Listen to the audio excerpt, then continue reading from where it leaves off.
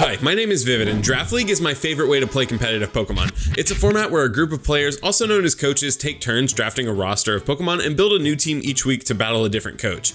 This is the first week of battles for the league, the BBR, and I am stoked. This is the team I drafted, and this is the team my opponent Mario B drafted. For this week, I built around being able to lure in Quagsire with Ceruledge and hopefully take it out with a Solar Blade, which will go off in one turn instead of two thanks to a Power Herb. Quagsire has to go down here because its ability Unaware stops my team from benefiting from setup moves, and it walls my two real win conditions of this week, Dragonite and Iron Thorns, both Pokemon that benefit from setting up and just clicking strong attacks. Grimmsnarl is here to provide Prankster, Light Screen, and Reflect to make it easier to set up. Iron Bundle just outpaces everything and does solid damage, and Clodsire is a fantastic special wall who can also set up Stealth Rocks, be annoying with Yawn, and I EV'd it to always one-shot my opponent's Chi-Yu with an Earthquake. Be sure to check out Mario's side of the battle, which will be linked in the description down below, and make sure to like this video if you enjoy it, and also subscribe if you're new here and excited for some bonus content. Also, let me know what Pokemon is your favorite to use in battles so far. For me, it absolutely has to be Ceruledge. I think it's just so cool, and it's the kind of offensive Pokemon that I love. With all of that out of the way, let's get into this. Starting off, we can see that my opponent brought Salamence, Quaquaval, Quagsire, Florges, Chi-Yu, and Gengar. I decided to lead off with Grimmsnarl because it feels pretty safe and always lets me get up a screen or Parting Shot out into a check. My opponent leads with Florges, so I just decided to Parting Shot on turn 1 into Ceruledge, who takes a soft hit from a Moonblast. From this spot, I feel like a Swords Dance is a great play because Florges can't really touch me, and if switching Ceruledge wasn't enough to bait in Quagsire, this probably will do it. So I click it, and Mario just hard switches into the Quag, which is perfect here. On the next turn, I lock into Solar Blade, my Power Herb gets consumed, and the Quagsire isn't holding a Rindo Berry, so it just dies, which unlocks this entire game and turns it into a Dragonite waiting room. Mario sends in his Chi-Yu next, so I pivot into Clodsire knowing I will always live 2 attacks as long as it's not Choice Specs, but then Dark Pulse does around 60% to my little Mudfish, so I know the Goldfish is in fact wearing glasses. I double switch here into Grimmsnarl, who takes nothing from a quad resisted Dark Pulse, and set up a Light Screen as Mario brings his Florges back in. Not wanting to let Grimmsnarl get chipped down yet, I Parting Shot back into Clodsire as the flower sets up a Wish.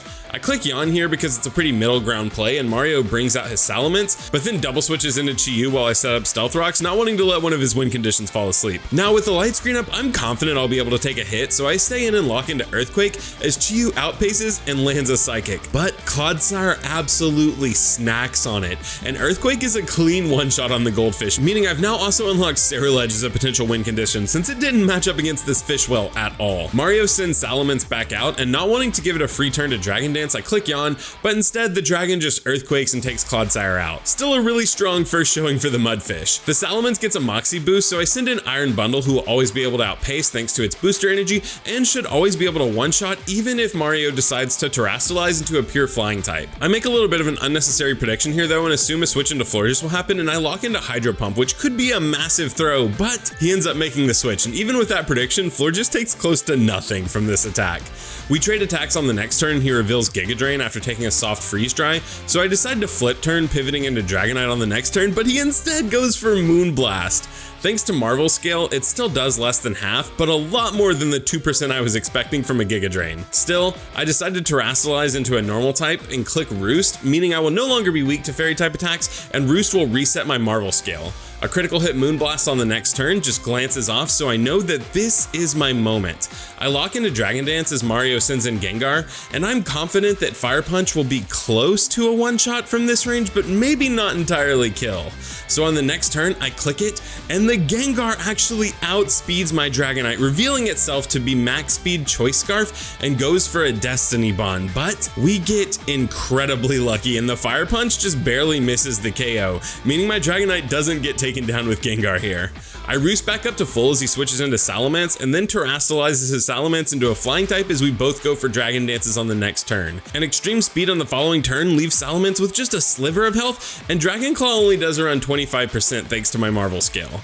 He switches in Gengar on the next extreme speed, dodging it, but from here, the rest of the fight is me doing the omega cringe thing of alternating between Dragon Dancing, roosting to stay healthy, and then clicking extreme speed to pick up the rest of the KOs on Salamence, Quaquaval, and Florges.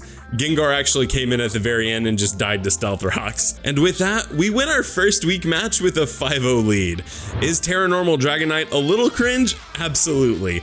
Do I love it? Yeah, absolutely. If you want to see Mario's perspective of the battle, it'll be linked in the description down below, along with links to all of the other coaches' channels. And if you enjoyed this video, please leave a like and let me know what you think of this format for battling content and if you're excited for battling content. Okay, that's all I have for you today, so I'm kind of done here and I have to leave. Bye.